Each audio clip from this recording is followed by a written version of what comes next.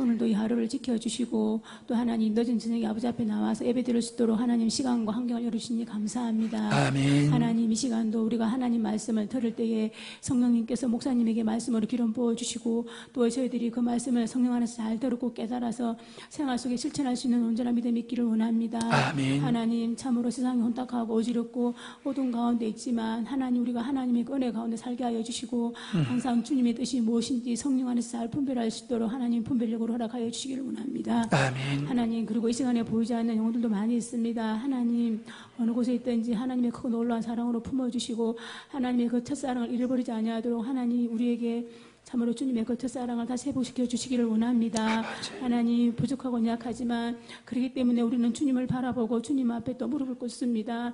하나님 시간도 성령 안에서 우리가 하나님 말씀을 귀담아 들어서 그 말씀 가운데 우리에게 무엇을 말씀하시는지 그 말씀에 잘 하나님 길을 열고 또 순종할 수 있는 온전한 믿음이 있기를 원합니다. 아멘. 하나님 감사합니다. 우리를 죄에서 구원하신 예수님의 이름으로 기도드렸습니다. 아멘.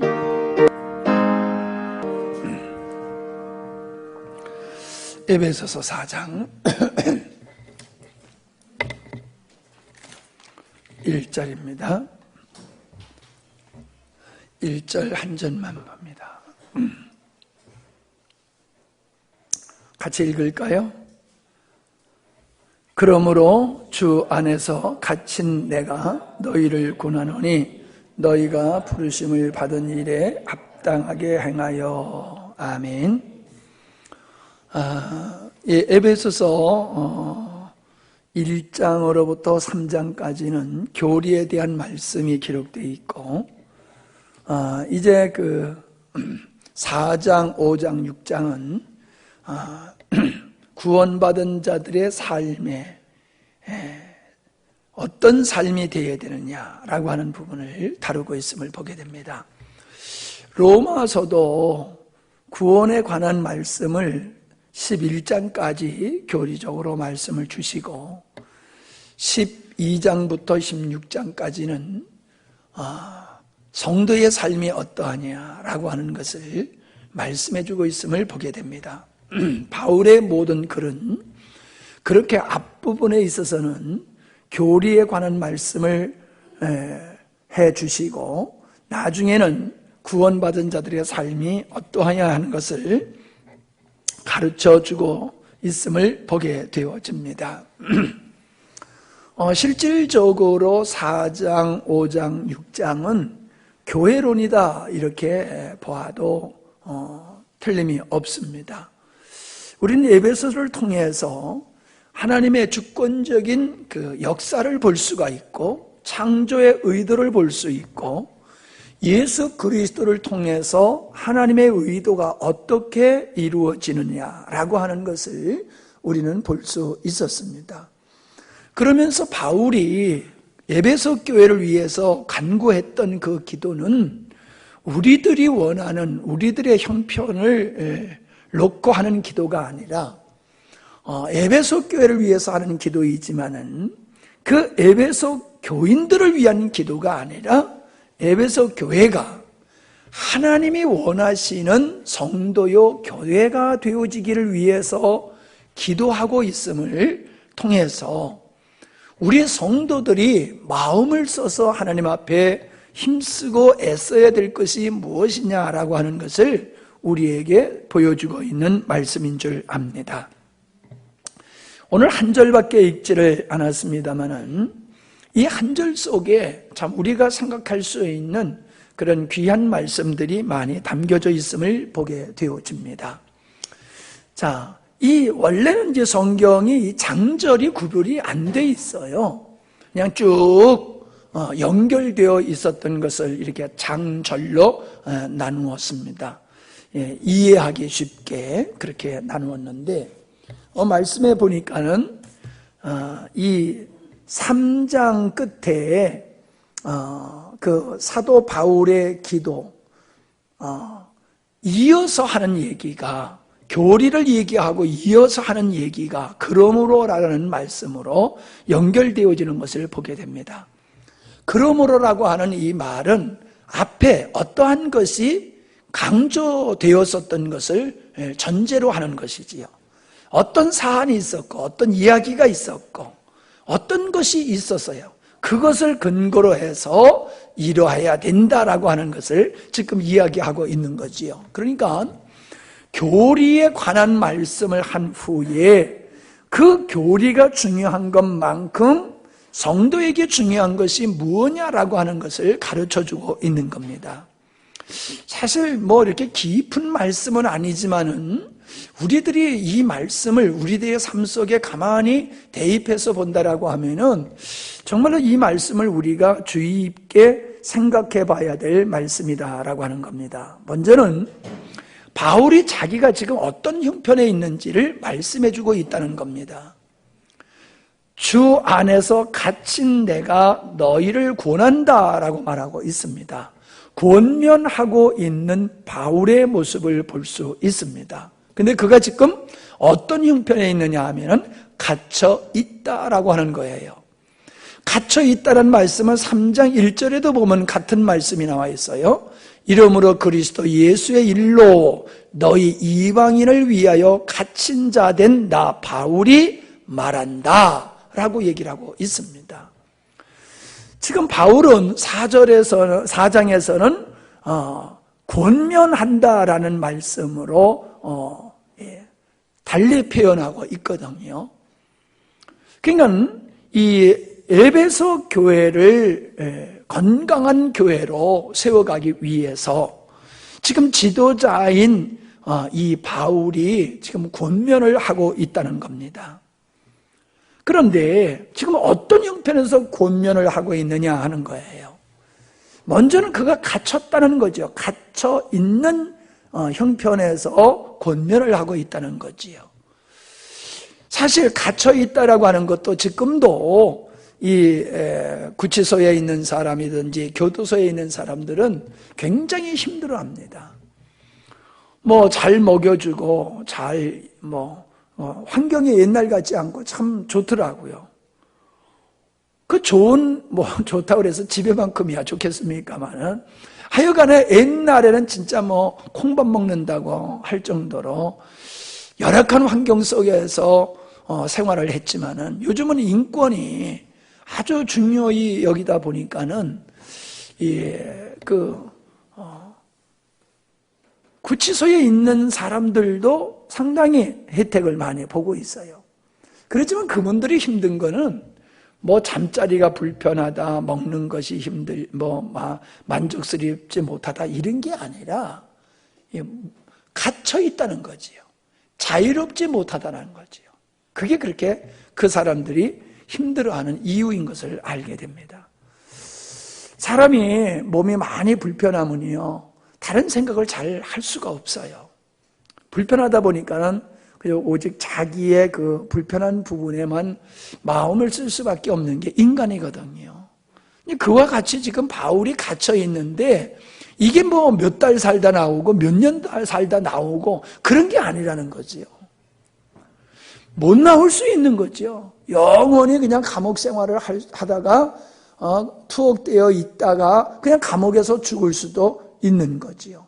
실질적으로 바울이 그렇게 결국 투옥되어 있다가 참수되어서 순교를 당하지 않았습니까?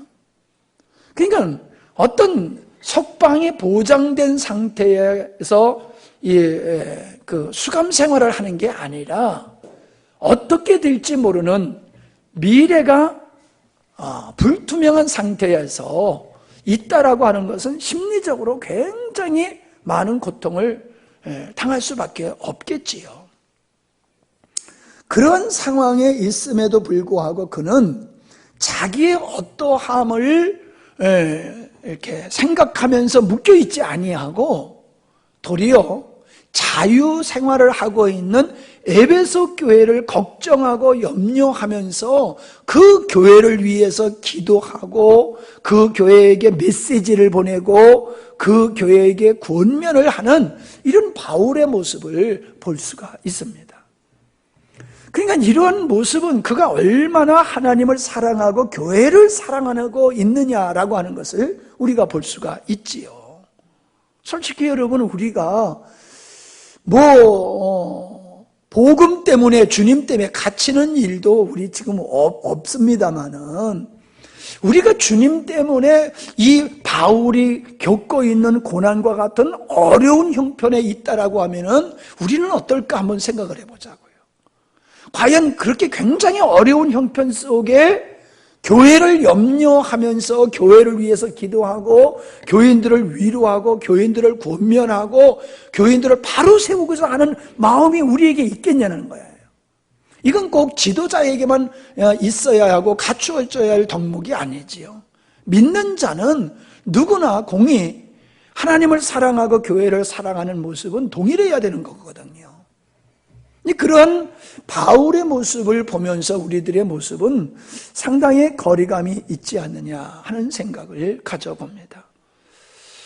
정말 바울은 하나님을 사랑하고 그 하나님을 사랑한다는 것이 교회를 사랑하는 것으로 나타나는데 자기를 돌보지 아니하고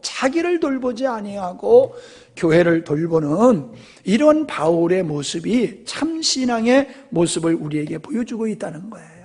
사람들은 그렇게 생각합니다. 바울은 바울이니까 그렇게 살지, 우리같이 그냥 평신도가 어떻게 그렇게 살아, 그렇게 살 수가 없어 라고 단정을 하고 있다는 거야. 단정을 하고. 그건 형편이 그래서가 아니라 우리는 스스로가 한계선을 거놓고 그 선을 넘어가지 않으려고 하는 그런 태도가 우리들에게 있어요. 이 선을 넘어가는 것은 전적으로 전임 사역하는 분들이 해야 되는 거고, 그거는 목사님이나 할 수 있는 일이지 우리 같은 사람은 할 수도 없고 안 해도 돼. 이런 의식들을 가지고 있는 게 보편적이다. 저는 그렇게 판단을 합니다. 이게 벌써 사단의 덫에 걸려 있는 거지요. 우리가 흔한 말로 교회의 주인은 목사냐 성도냐 이런 얘기를 할 때에 다들 하는 얘기가 교회의 주인은 목사가 아니고 성도다라는 얘기를 합니다. 신령한 주인은 주님이시지요. 머리이신 주님이 교회의 머리이신 주님이 교회의 주인이시지요. 그러나 정말로 교회의 주인이 누구냐라고 하는 것을 우리가 표면적인 그 유형적인 교회를 놓고 우리가 얘기해 본다라고 하면 성도 한 사람 한 사람이 교회의 구성원이고 교회의 주인이라는 거지요. 목사님도 교회의 한 일원이고 교회를 섬기도록 하나님이 파송하고 세운 사람이지 목사가 교회의 주인은 아니라는 거예요. 그런데 그게 말은 맞는데 과연 우리 모든 성도들이 교회를 자기 일과 같이 자기 집과 같이 그렇게 교회를 사랑하고 염려하며 그렇게 돌보고 세워가느냐라고 하는 거예요. 어떤 법적인 측면에 있어서는 주인 의식으로 어떤 그 주장을 합니다. 그런데 좀 내가 너무 비관적으로 얘기하는지는 몰라도요, 교회를 우리는 빚지고 지지 않아서 그런 고난이 없었습니다마는 교회가 예배당을 질 때에 빚을 많이 지면요 성도들이 떠나가 버려요. 성도들이 떠나가 버린다고요. 그래서 교회가 예배당을 짓느라고 빚이 많으면요 재정 상태를 공개를 안 해요. 성도들이 부담스러워할까 봐. 그게 현실이에요. 근데 한번 바꿔서 생각해 봅시다. 춘원이가 어느 날 가만히 봤더니 아빠가 빚을 무지무지하게 많이 져놨어. 그럼 도망가? 우리 아버지 또 빚쟁이네 그리고 도망가? 도망갈 수가 없는 거예요. 왜? 그분이 아버지고 그분이 우리 가장이고 나도 그 가정의 한 일원이기 때문에 그거를 감당하려고 하는 방법을 찾지, 우리 집 빚 많으니까 나 도망간다, 그런 사람 없잖아요. 근데 교회에서는 그런단 말이에요. 교회에서는 교회가 어려우면 도망가요. 그래서 사람들이 진짜 일꾼인지 일꾼이 아닌지는 교회가 어려움을 당할 때 보면 안다. 그런 얘기를 하지 않습니까?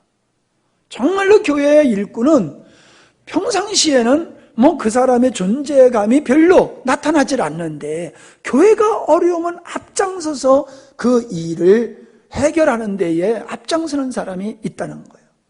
그런 사람은 교회의 일꾼이다. 그렇게 얘기를 합니다. 우리는 이 바울이 주님을 사랑하고 이방인들에게 복음을 전하는 일 때문에 옥에 갇혔잖아요. 사실 옥에 갇히지 않을 수도 있어요. 그냥 자기 혼자 예수 잘 믿으면요 옥에 갇힐 이유가 없어요. 환난과 핍박, 매 맞고 굶주리고 헐벗고 그 죽을 고생 할 필요가 없어요. 안 해도 돼요. 근데 바울은 지금 복음을 전하다가 지금 갇혀 있고 언제 석방될지 모르는 그런 환경 속에 있다는 거지요. 그건 개인적으로 바울이 얼마나 하나님을 사랑하느냐라고 하는 부분이 나타난 거지요. 그는 내가 복음을 전하지 아니하면은 화가 있을 것이다라고 하는 의식을 가졌어요. 누가 바울을 그렇게 떠밀어서 그렇게 복음을 전하면서 고난을 겪는 게 아니지요. 자기 스스로가 나는 이방인들에게 복음을 전해야 되는 사명감이 있어. 그걸 빚진 자라고 표현을 했고 그걸 전하지 아니하면 나는 화를 받을 수밖에 없어라고 하는 의식을 갖게 된 거지요. 그러니까 죽을지언정 하나님 앞에 화를 당하는 자가 돼서는 안 된다. 그래서 그가 그 환난과 핍박과 고난을 기꺼이 받아들이면서 복음을 전하다가 옥에 갇혀 있는 모습을 볼 수가 있습니다. 이건 지도자의 모습일 뿐만 아니라 우리 성도들이 정말로 주님을 사랑하고 복음을 전하다가 이런 고난도, 이와 유사한 고난도 우리는 각오가 되어 있어야지 된다는 거예요. 우리가 주를 위해서 충성되게 살아가니까는 하나님께서 보상으로 어떤 것을 주는 걸 기대하는 게 아니라 도리어 우리가 주를 위해서 환난과 핍박을 당할 때에 우리는 보상이 아니라 더 끔찍한 고난과 역경 속으로 들어갈 수 있음에도 불구하고 우리는 주님을 사랑하기 때문에 교회를 사랑하고 영혼들을 섬기는 일을 멈출 수 없다. 이게 성도의 참다운 모습이라는 거예요. 이게 참다운 성도의 모습이에요. 그러니까 바울이 나를 본받으라 그랬잖아요. 내가 그리스도를 본받은 것 같이 너희들은 나를 본받으라 그랬단 말이에요. 바울이 본이 되는 삶을 살았고 너희들도 성도들도 나와 같이 사는 게 맞는 거야. 나는 사도니까 이렇게 해야 되고 당신들은 사도가 아니니까 그렇게 안 해도 돼. 이런 논리가 아니라는 거예요. 믿는 자는 하나님을 사랑하다가 어떠한 불이익도 마다하지 아니하고 그 주님을 사랑하는 길을 가는 게 맞다는 거예요. 근데 우리는 이렇게 믿음의 생활하다가 잘 안 되면 자꾸 하나님 앞에 원망하잖아요. 그래도 우리가 주의를 안 빠지고 열심히 헌신하고 봉사하고 헌금하고 이렇게 애를 썼는데 하나님 도대체 뭐 하는 겁니까? 왜 나를 이렇게 고난 속에 그냥 내버려 둡니까? 왜 나를 도와주지 않습니까? 이런 불만 불편을 쉽게 하잖아요. 그러다가 그냥 떠난 사람들도 무지기수로 있지 않습니까? 아니라는 거예요. 그게 우리가 복음적인 삶을 살고 주님을 사랑하게 되면은 마귀가 다스리는 이 세상과 그 땅에 속한 자들은 하나님께 속한 하나님의 백성들을 싫어하게 돼 있어요. 싫어하게 돼 있어요. 그거는 세상 사람만이 아니에요. 예수를 믿는다고 하면서도 육에 속한 사람들은 영에 속한 그리스도인들의 삶을 못마땅하게 여기면서 싫어해요. 여러분 눈에 그게 보여야 됩니다. 그게 보여야 돼요. 그런 갈등을 무서워하면 안 돼요. 그런 갈등 속에 우리는 치우치지 말고 우리의 길을 끝까지 가야지 됩니다. 미안한 얘기지만요, 목사님들이 모인다고 해서 한마음이 안 돼요. 목사님들이 모인다고 해서 한마음이 안 돼요. 왜 그렇습니까? 비록 목회자라 할지라도 육에 가까운 사람이 있고 영에 가까운 사람이 있단 말이에요. 같은 사역을 하지만은 영적인 수준은 레벨이 달라요. 그러니까 회의를 하면은 그렇게 말이 많고 오래 하게 되어지고 고함을 지르고 고성을 지르는 일까지 생기는 이유가 그런 데 있는 거예요. 오늘 내가 내 스스로가 규정한 어떤 선을 정상적인 그리스도인의 삶이라고 생각하면 거기에 미치면은 안주하고 자만에 빠지고 거기에 미치지 못했을 때에는 패배의식을 가지고 죄책감 속에 살아가는 것이 그리스도인들입니다. 우리 스스로가 정상적인 그리스도인의 그 수준을 우리가 정해서는 안 돼요. 주님이 정하신 것에 우리가 맞춰야 될 줄 믿습니다. 그래서 우리 한번 생각해 봐야 돼요. 내가 주님을 사랑하기에, 교회를 사랑하기에, 복음을 전하기에 갇히진 않았지만은 내가 어떠한 고난을 겪고 있는가? 어떤 수고를 하고 있는가? 어떤 애타는 마음을 가지고 있는가? 그렇게 어려운 형편 속에서 그냥 나를 위해서 살다가 어려운 일이 아니에요. 주를 위해서 살다가 고난을 겪는 거예요. 그럼에도 불구하고 그런 환경 속에 불만불평하지 아니하고 성도를 염려하고 교회를 염려하는 모습이 우리에게 있는가 돌아보는 시간이 됐으면 좋겠습니다. 자, 앞에서 교리를 말씀했다라고 하는 것을 우리가 살폈지요. 자, 교리는 집으로 생각한다라고 하면 기둥과 같은 것이고 사람으로 말한다라고 하면 뼈와 같은 것이지요. 그러니까 그 집이 어떤 집이 될 수 있느냐는 그 기초와 골격이 어떠한 것이냐에 달려서 그 집이 튼튼한 집이 될 수도 있고 쉽게 무너질 수 있는 집이 될 수 있는 거지요. 기독교는 지난 시간에도 알아야 되고 깨달아야 된다는 말씀을 나눴습니다만은 기독교는요, 공부하는 식으로 믿음의 생활을 해야 돼요. 절에 다니는 사람들은 내가 봤을 때 그렇게 공부 안 해요. 우리 그리스도인들은 공부를 해야 돼요. 공부를. 무슨 공부? 진리, 성경 공부를 해야 돼요. 스토리를 배우는 게 아니에요. 교리를 배워야 되고 진리를 배워야 돼요.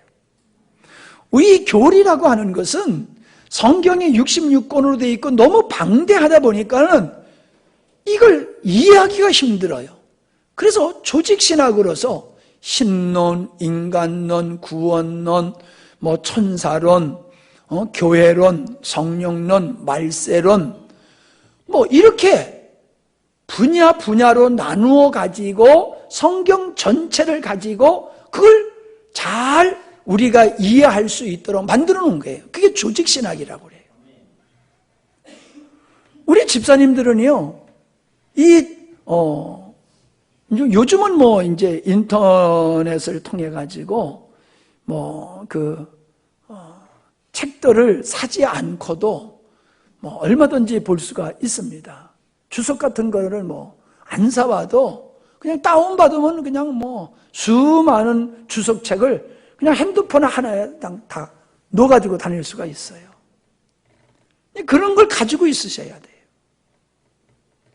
여러분이 그걸 내가 한번 소개를 해드려야 되겠는데, 저도 지난번에 우리 자매님이 와서 그걸 하나 깔아줘가지고 이제 가지고 있는 게 있는데, 아주 원어가 나같이 하여튼 외국어 하면 경기하는 사람도 잘 이해할 수 있도록 잘 해놨어요. 여러분들이 그런 거를 가지고 있으면서 성경을 읽다가 이 말씀의 내용이 어떤 내용인가라고 하면서 그 원어를 찾아가 보면요, 훨씬 여러분들이 본문을 잘 이해할 수 있고 여러 성경 번역서 있지 않습니까? 그것들도 다 있기 때문에 비교해 보면서 본문을 이해하는 데에 도움이 될 거예요. 그런 걸 비교해 보면요. 그런 게 있어야 돼요. 공부를 해야 돼요. 그래서 우리의 신앙을 진리를 알므로 그 진리를 토양을 잘 갖추어 놓으면요, 이단이 와서 유혹하도 안 넘어가요. 미혹될 수가 없어요. 근데 교회만 다녔지 실력이 없어. 진리를 아는 게 없어. 그러니까는 어린 아이들을 유기하듯이 영적으로 진리가 없는 사람을 타겟으로 삼고 그 사람들을 미혹하면은 그냥 백발백중 넘어가는 거예요. 열정이 있어야 되지만은 그 열정은 말씀에 세워진 열정이 돼야지요. 말씀이 없이 열정을 내면요, 이단에 빠지기가 아주 딱 좋고 신비주의에 빠지기가 딱 좋습니다. 그래서 우리는 성경을 공부를 해야 돼요. 네. 저 부산에서 오시는 조주원 장로님은요, 60이 다 됐는데 히브리어 헬라 공부를 하고 있어요. 히브리어 헬라 공부를 하고 있어요. 의사 생활을 하면서. 네. 머리가 너무 좋아도 골치야.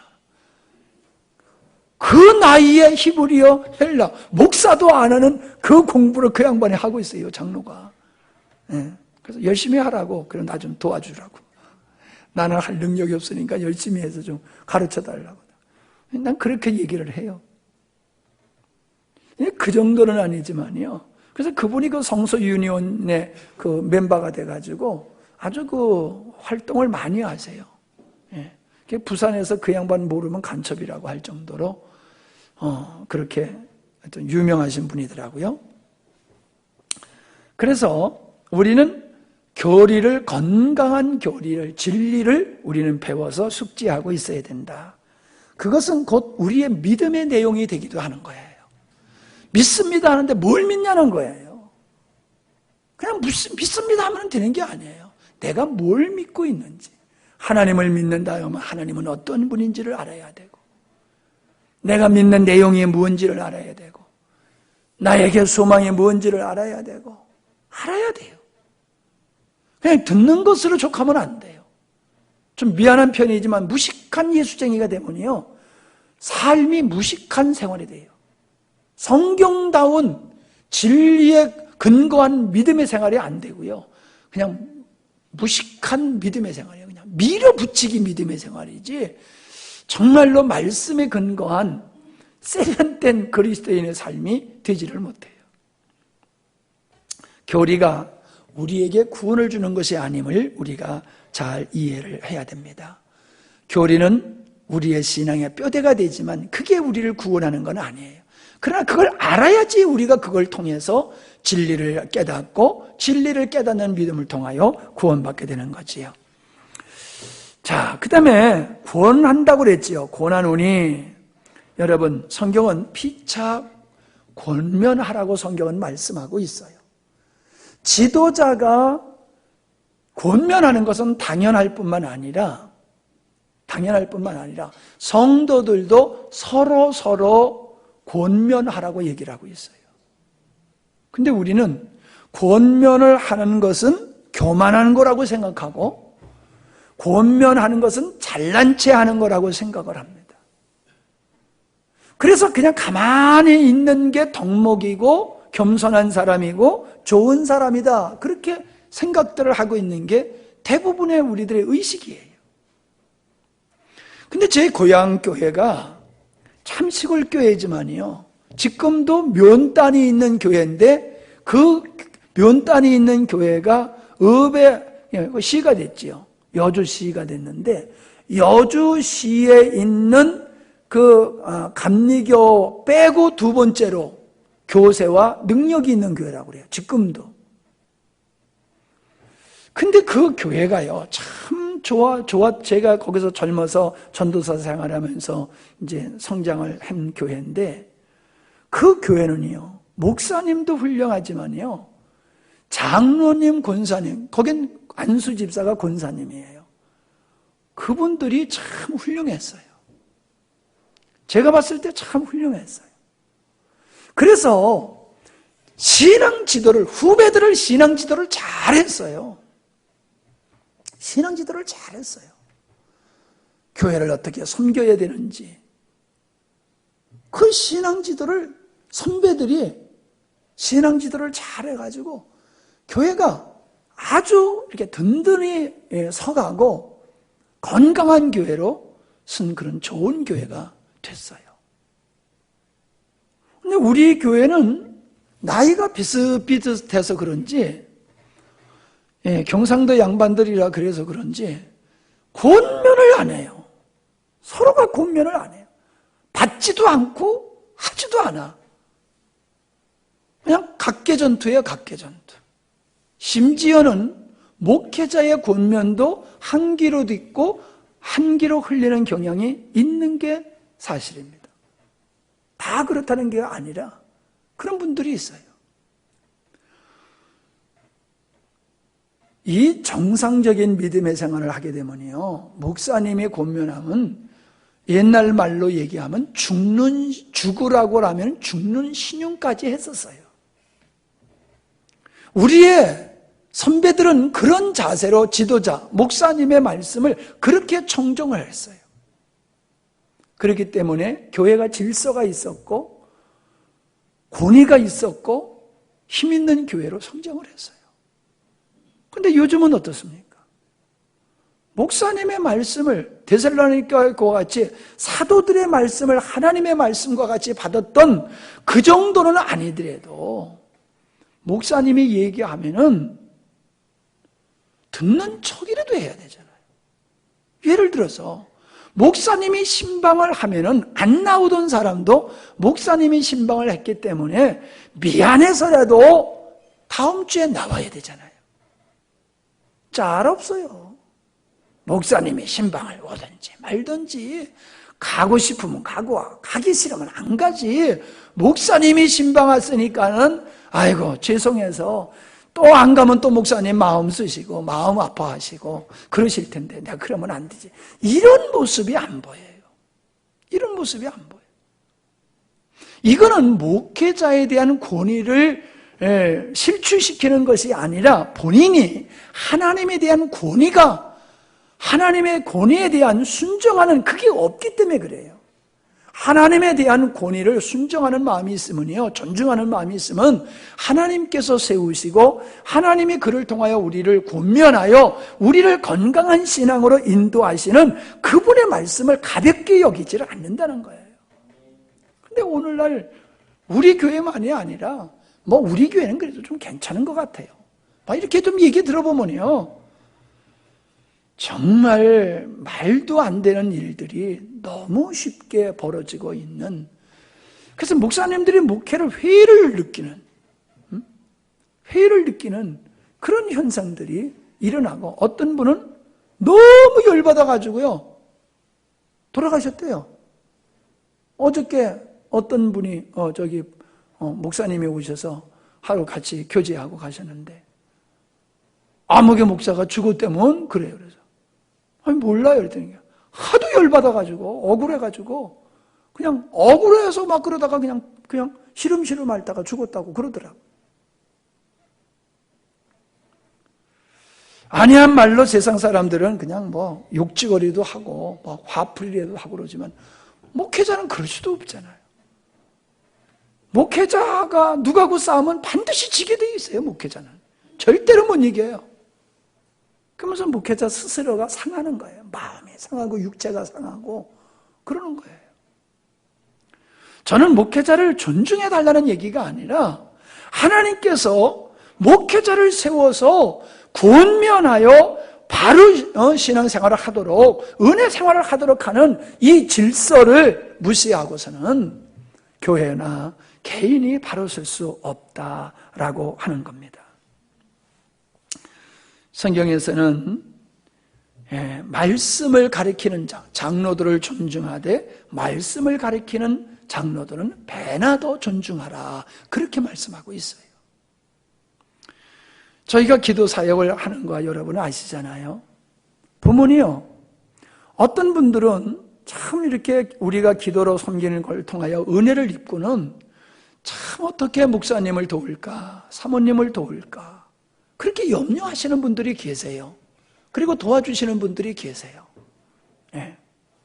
근데 어떤 분들은요, 그냥 짜먹기만 해요. 짜먹기만 해요. 뭐 사모님이 피곤하든지 말든지 그냥 자기가 물어보고 싶은 거 다 물어보고 그냥 또 물어보고 또 물어보고, 사모님이 비빌 때도 뭐 그냥 비빌 때는 엄마 젖 빨아먹듯이 그냥 계속 짜먹어요. 밥 한 끼도 안 사죠. 밥 한 끼도. 그래도 우리는 섬기긴 섬겨요. 왜? 사명이니까.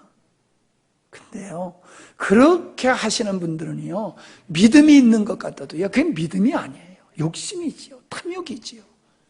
자기 이익을 채우고 자기 만족을 위해서 그러는 거지 정말로 믿음 있는 게 아니에요. 믿음 있으면요, 하나님께서 목사님을 통하여, 사모님을 통하여, 특별한 어떤 사람을 통하여 나에게 은혜를 주었을 때에는 그 감사함이 있고, 그 감사함을 표현할 뿐만 아니라 이런 귀한 사역을 계속적으로 더 할 수 있도록 내가 어떻게 도울까, 그걸 생각하게 돼 있어요. 하는 얘기가 사모님 건강해야 됩니다. 건강해야 됩니다. 왜 건강해야 돼요? 목사님을 위해서 건강하고 사모님을 위해서 건강하라는 거예요? 아니요. 지들을 위해서 건강하라고 그러는 거지. 사모님 아파가지고 쓰러져 버리면은 안 되잖아. 자기들이 어떻게 할 수가 없잖아. 자기들을 위해서 건강하라는 거지 정말 사모님을 위해서 건강하라는 얘기가 아니에요. 그냥 믿는 사람들이 그렇게 인색하고 짜고 자기밖에 모를까. 그러면서 기도 사역을 회의를 느낄 때가 참 많아요. 하나님께서 은혜 주시고 하게 하니까 하는 거지, 정말로 소행을 보면요, 정말 그만두고 싶은 생각이 들 때가 한두 번이 아니에요. 하나님이 우리를 어떻게 인도하십니까? 선한 목자라고 하신 주님이 우리를 어떻게 인도하십니까? 하나님의 사람들을 통해서 인도하는 거예요. 목사님뿐만 아니라 기도하시는 분, 성숙한 분, 동료, 우리 주변의 그 어떤 사람들을 통해서 하나님은 우리를 권면하시고 우리를 세워가시고 우리를 만들어 가시는 거예요. 그러니까 여러분, 죄송한 말이지만요, 진짜 목사님이 얘기하면요, 죽는 신용이라도 해야 돼요. 죽는 신용이라도 해야 돼요. 그게 자세예요. 그게 권면을 받는 자의 바른 자세다라고 하는 겁니다. 그 다음에 부르심에 합당히 행하여라는 말씀이 있습니다. 너희가 부르심을 받았다는 거예요. 우리가 어디서 부름을 받았습니까? 흑암 가운데서, 죄악 가운데서, 저주 가운데서, 멸망 가운데서, 원수된 자리에서 우리를 불러내셔서 하나님의 자녀로 삼으시고 백성 삼으시고 우리에게 하늘의 신령한 은혜를 참여하도록 은혜를 주셨잖아요. 우리가 하나님 앞에 부름을 받았다라고 하는 이 자체가 우리가 얼마나 귀한 은혜입니까? 에클레시아라고 하는 교회라고 하는 것은 어떤 무리로부터 불러냈다는 거예요. 세상으로부터 불러내서 하나님 앞으로 불러내서 하나님의 자녀 삼은 사람들이 교회라는 거예요. 우리는 부르심을 받은 자다, 하나님으로부터 특별히 예정되고 선택되어 부르심을 받은 자라고 하는 거, 여러분, 그걸 영광으로 생각해야 됩니다. 예배에 우리가 참석할 수 있도록 부름을 받았다고 하는 것은 영광인데, 그 예배를 짐스럽게 생각한다라고 하면 나를 부르신 그분을 모르는 것이고 나를 왜 불렀는지도 모르기 때문에 그런 거예요. 우리가 하나님 앞에 부름을 받았다라고 하는 것은요, 영광일 뿐만 아니라 이거는 우리가 두렵고 떨림으로 구원을 이뤄가는 말씀과 같이 주님이 나를 부르신 그 엄청난 은혜를 헛되지 않게 하는 것이 성도의 바른 자세예요. 주님이 우리를 구원하시는 일이 그냥 뭐 쉽게 한 겁니까? 인간이 되시고 죄인이 되셔서 십자가에 못 박고 저주를 받고 죽으심으로 우리를 구원하셨잖아요. 그렇게 구원한 구원인데 우리가 그 구원을 하찮게 여긴다라고 하면은 주님을 모독하는 거지요. 그래서 지난번 고난주간에 제가 그랬지 않습니까? 나를 낳다가 어머니가 돌아가시면은 내 생일날이 되면 다 그 어머니를 기억 못해도 나는 어머니를 기억해야 된다. 나를 낳다 돌아가시는 어머니를 내 생일날이라고 생일 축하합니다. 거기에 정신 빨리고 나를 낳다가 돌아가신 부모님을 생각하지 않은 데면 말이 안 되는 거라고 얘기를 했잖아요. 우리가 하나님 앞에 부름을 받았다라고 하는 것이 이게 얼마나 영광스러운 것이며 감내할 수 없을 정도의 큰 은혜라고 하는 걸 깨닫게 될 때에 우리가 그 부르심을 외면하고 내 맘대로 살 수가 없다는 거예요. 그러나 여러분 보다시피 세상이 어떻습니까? 믿는 자들이 어떻습니까? 부르심을 어떻게 귀하게 여깁니까? 하나님의 부르심을 우습게 여겨요. 그러니까 신앙생활이 엉망이잖아요. 엉망이잖아요. 아마 청와대에서 어떤 날 행사에 참석하라고 초청장이 오면은 거절할 사람 별로 없을 거예요. 우리 그런 거 좋아하는 목사님, 대통령 그 취임식 때 참여하라고 초청장이 왔더니 페이스북에다가 그거 올려가지고요. 나 거기 부름을 받았다 하면서 동네방네에다가 그거 선전하고 가서 사진 찍어가지고 올리고 그런 분이 계세요. 뭐 잘못된 건 아니지요. 그 대통령 취임식에 간 것도 그렇게 난리예요. 요번에 애들 그 취임식 할 때 취임식이 아니고 김영삼 대통령 돌아가셔서 장례 치를 적에 눈보라가 와가지고 애들 그 노래 불렀던 애들 굉장히 고생했잖아요. 그냥 별 얘기들이 다 나왔죠. 애들 고생시켰다고. 근데 불렀을 때는 취임식도 아니고 퇴임한 대통령 돌아가셔가지고 장례 치르는데도 부르니까 좋아라 하고 갔다가 점점 잘못했다고 또 그거 가지고 그냥 그러는 거 보니까 참 믿을 놈 하나도 없다 하는 거 같이 그런 생각이 들더라고요. 마지막으로 합당하게 행하여. 이 합당하다고 하는 것은 악시오스라고 하는 말인데 조화를 이루어야 된다. 그 뜻이에요. 조화를 이루어야 된다. 합당하다라고 하는 것은 조화를 이루어야 된다는 거예요. 어떤 부분은 탁월한데 어떤 부분이 결정적인 약점이 있거나 흠이 있으면요, 그 장점이 그게 퇴색돼 버려요. 조화가 있어야 돼요. 조화를 이루어야 돼요. 마차 바퀴도 조화가 이루어야 되잖아요. 하나는 크고 하나는 작고 하나는 바람에 땡땡하고 하나는 바람이 없어가지고 쭈그러들고 그러면 차가 제대로 안 나가요. 조화를 이루어야 돼요. 신앙은요, 믿음이 교리가 있고 행위가 있고 이게 조화가 있어야 돼요. 교리가 없고 행위 열정만 있으면 이건 문제예요. 교리만 있고 행위가 없어서 이것도 문제예요. 합당하지 않는 거예요. 합당한 신앙생활은 오늘 여기 말씀으로 얘기한다라고 하면은 바울이 권면한 말씀을 듣고 바울이 가르친 말씀을 듣고 그 교리 위에서 합당하게 성도의 삶을 살아가는 걸 얘기하고 있는 거예요. 그 합당하지 아니하면은 이 균형을 잃어버려가지고 참 보기가 흉하게 되는 거지요. 그 다음에 그 뜻이 두 번째 뜻은 뭐냐면 어울림이라는 뜻이 있어요. 어울림. 어울리다. 좀 어울려야 되거든요. 사람이 여름에는 여름 옷을 입어야지요. 여름에 겨울 옷을 입고 다녀보세요. 그거 어울립니까? 안 어울리잖아요. 해수욕장에 가서는 다 벗고 다녀도 누가 뭐라고 안 그래요. 그런데 그 모습으로 시내에서 도로 다녀보세요. 사람들이 그거 다 정신 나간 사람이라고 그러잖아요. 안 어울리는 거예요. 장소에 맞아야 되고 때에 맞아야 되고 자기 신분에 맞아야 되고 역할에 맞아야 되고 어울려야 돼요. 어울려야 돼요. 성도는 성도다워야지 어울리는 거예요. 성도가 성도답지 아니하니까 어울리질 않는 거예요. 어울리지 않는 거예요. 네. 키 적은 사람, 키 큰 사람 같이 가면 안 어울려요.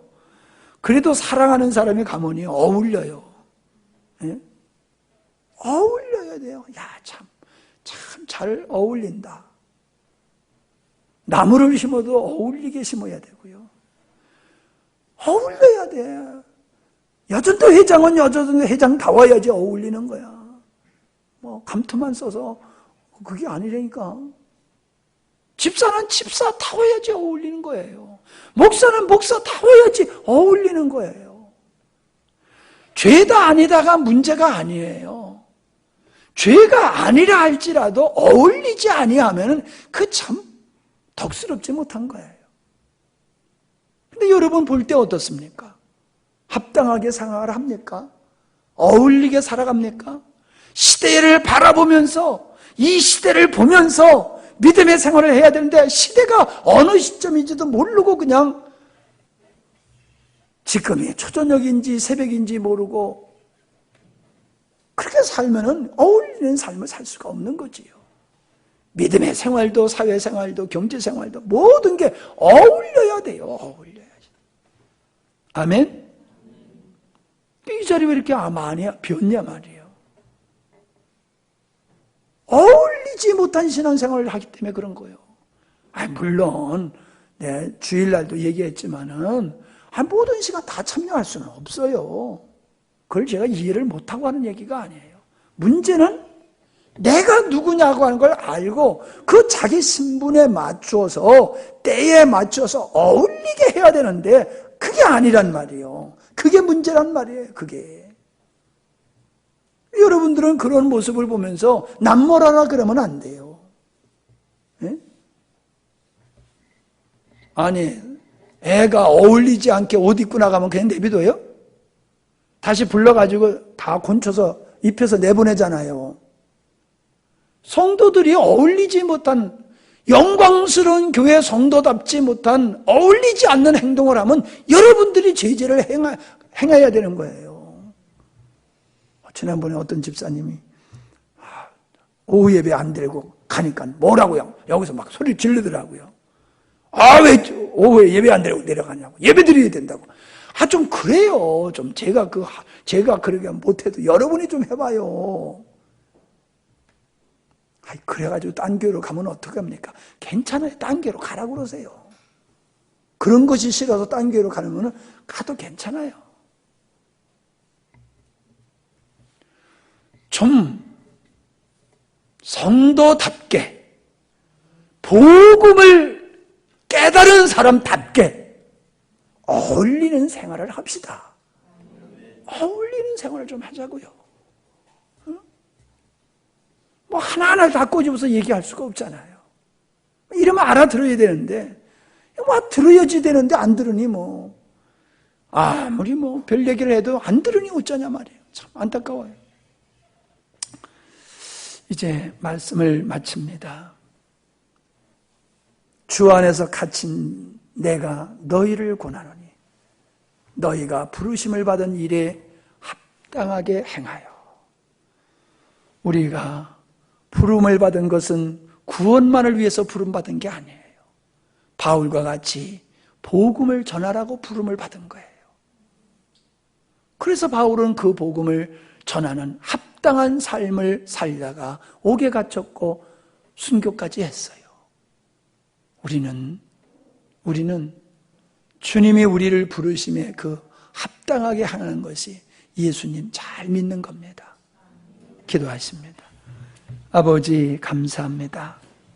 바울을 통하여 우리에게 귀한 믿음의 길을 보여주시고 어떻게 믿음의 생활을 해야 되는 것인가를 알 수 있도록 깨달을 수 있도록 은혜 주심을 감사함을 드립니다. 하나님을 사랑하는 일과 복음을 전하는 일로 옥에 갇혔음에도 교회를 위해서 염려하고 애쓰는 그 모습이 우리가 닮아갈 모습이고 우리가 되어야 할 모습을 보여주시니 감사합니다.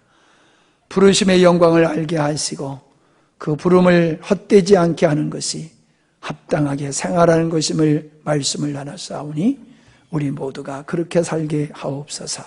예수님의 이름으로 기도하옵나이다. 아멘.